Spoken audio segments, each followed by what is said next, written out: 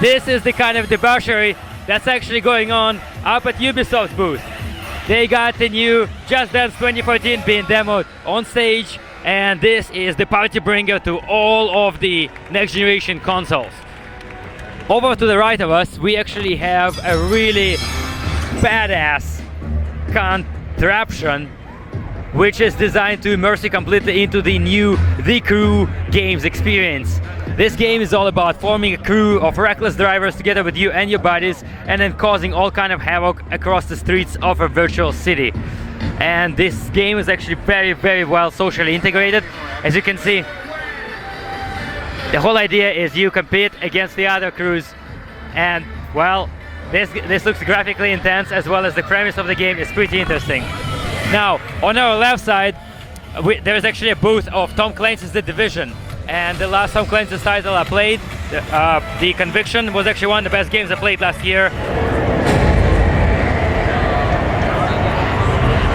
In this here corner, the new installment of Assassin's Creed series is being demoed, the Black Flag, which takes place in the 18th century. And actually to the left of us, you can see the actual multiplayer being played. It looks like people are having a blast. There's a huge lineup. And apparently this has already got one of the Best of E3 awards, because they have like a whole wall full of flags just over there.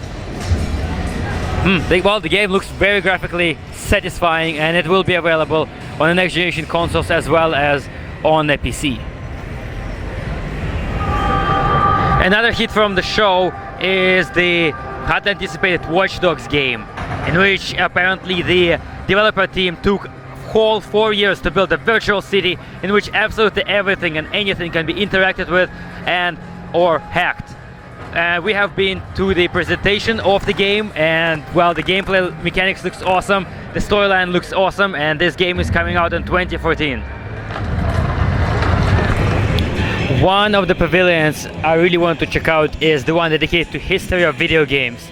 And it turns out that there is a dedicated store that they specializes in all kind of ancient gaming hardware, games and paraphernalia, and they actually have set up a whole pavilion, and this place is full with the classic ancient gaming systems. Look, they even have a working Atari 2600, the legendary 1977 system. Like, this thing is just like this existed before I was even born. And 1976 Atari video music. I don't even know what it is, not going to pretend to, but looks old. Just wow. And then of course there is the Super Nintendo 1991. I think I actually have seen the original Nintendo Entertainment System somewhere else. Oh wow, yeah, Commodore 64. Look at that. This is ancient. Just like, huh. There's definitely, oh, here it is. Here's the NES, the original one. Check it out, 1985. Some of my childhood memories actually have this thing in it.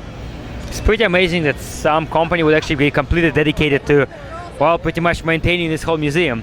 And then on the other stand, there is a lot of in-game and video game related paraphernalia. Oh, look, limited edition Xbox, the Mountain Dew edition, I think. Yep. And a yellow PS2. Check it out, 2001. This stuff is cool. And I've never seen one of these before. Virtual Boy. Really? Huh. Well, and let's continue on the aisle. Wow. 1972. Look at this stuff. This is just like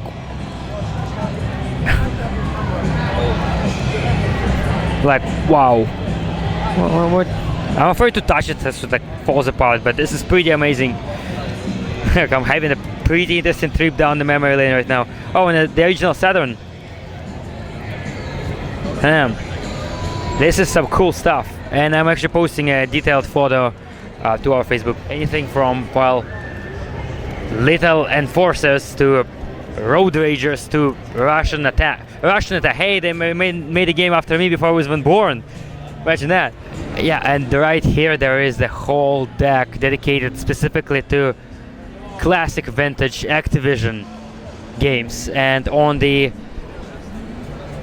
table behind us, check it out, there is some paraphernalia from, well, 3 decades ago. Look at this.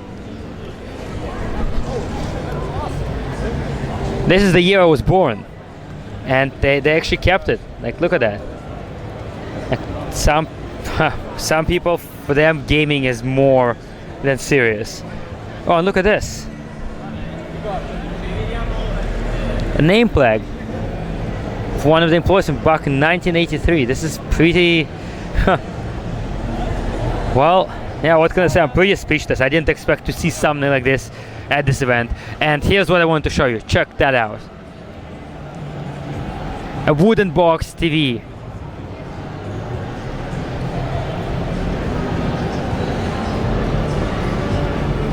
With the Atari system plugged into it. Like, how old school is that? So yeah, well, that was a pretty interesting booth to visit.